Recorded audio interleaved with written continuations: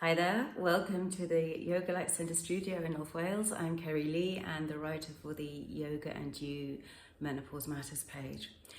I'm going to share with you how to approach Vrksasana, the tree, and it can be approached in various ways. If you are generally unstable and not confident with your balance, you can practice too. You can use a wall or a chair to support you. So you don't even need a mat, but you do need a non-slippy surface, and perhaps if you're wearing socks, you might want to take those off. So simply either find a wall if you need that wall or a chair, and then come and take a space.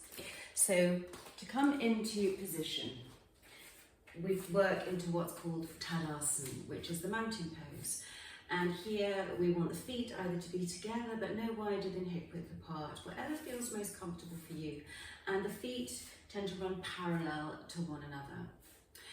Now, to really engage with this sense of grounding through the feet, you might want to think about 3 points of a triangle in each foot. One of the points is at the ball of the big toe, then one at the ball of the little toe, and then one at each heel. So that's 6 points altogether. So you can just take a moment to distribute your weight around those 3 points of each foot until you feel an equal weight distribution. It may mean you sway a little bit from side to side or backwards and forwards. You can play around until you find that central point.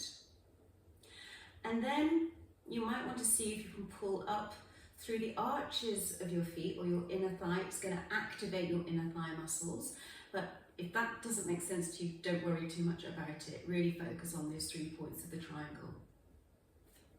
Okay, from that point, you then want to draw your attention up to your abdominals, and then perhaps imagine drawing the muscles up and back, over the back of the belly button perhaps, or I sometimes encourage my students, certainly my elder students of a certain age, to think about those 1980s skin-tight jeans where we used to zip them up on the bed, they were so tight.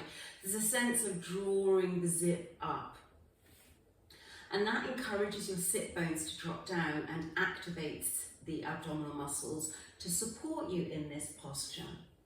Okay, you want the chest to feel open and the shoulders to be dropped down, so there's little tension in the neck, as little as possible.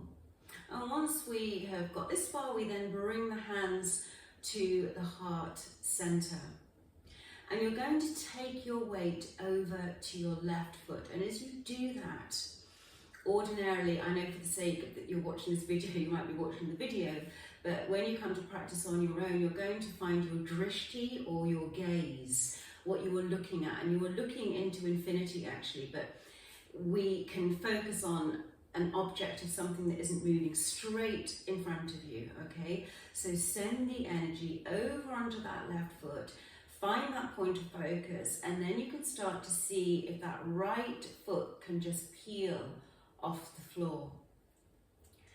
Now, for those of you who are not using a wall or a chair, but not too sure of your stability, you may want to try your Krishna feet as shown in the magazine, where you will lift just the heel and swivel the toes, then place the heel on the top of the working foot, the left foot in this case. So you rest it on there, and then you may find that you can lift the toes off, and then you can drop them down as soon as you feel you've lost the stability. So you can work with that and gain your confidence in your stability for the time being. For those of you that want to take it one step further, you might want to slide that right foot up the left leg.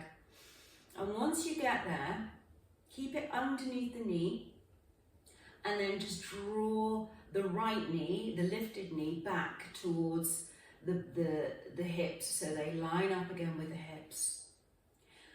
See if you can keep pulling out through that left foot, up through the left side of the body to prevent the left hip sinking out to the side. And then some of you may want to take it even further. Thereby you lift that right foot. You might need to use a hand to help you to take it up to the inner thigh. Okay, so wherever you are going with this at this moment, you stabilize, and only when you find that complete stability may you feel, oh, I can take this even further. I'm going to lift my hands and arms above, thereby raising the center of gravity, which is going to work your abdominal muscles to keep you stable. And as you can see, I'm really struggling here. Finding that stability and keep the breathing steady. There, I caught it. This is keeping it real to show you it's not as easy as it necessarily looks in the pictures. But there you find that stillness and that steadiness, keep the breath steady. And then you're going to reverse, drawing the hands down, back to the heart center if you raise them, and then lowering that foot down. Okay, and then you may just take the feet a bit wider than hip width apart and circle those hips one way. And you can hold that posture for about a minute if you want to. That's really great. And circle those hips the other way. You know, practicing a balance for a minute is going to do wonders as we go into older age. So just a little note, if you use a wall and a chair, if you're using a chair, you would use the back of a hard back, or well, a chair which has got a back to it, so you can place your hands on the back and then perhaps take them away when you feel stable. But I really encourage the wall, because then it's easier to bring the arm away, and it really encourages you to keep your alignment. The problem with the wall is that if we're just using it like that, we're gonna be at an angle. So I encourage students to work with the forearm. So you place the forearm, then you've got a nice square line from the body. The body is beautifully upright, but you have that support. So if you are working into tree from this way, let's work with the right leg now. You can work with me if you like. You would take the left hand onto the left hip. Again, find that grounding through the feet. Take a moment to do that. It's really important that the foundation is there. And then you will slide that left foot up the lower leg of the right foot. And then, should you feel stable, you take that knee out to the side to line it up with the hips. And then, once you find that stability with the confidence of the wall, you might just bring that forearm away and see how you get on there. And then, of course, bring the arm back, lower the foot down, and come back into Tadasana and repeat the other side. So I hope that helps you. I hope that gives you some clear instructions to go along with the written instructions in the magazine. And yeah, don't hesitate to reach out to me. The website is on the magazine, so you can reach out to me. My email's there. Wish you all the best on your yoga journey. Take care.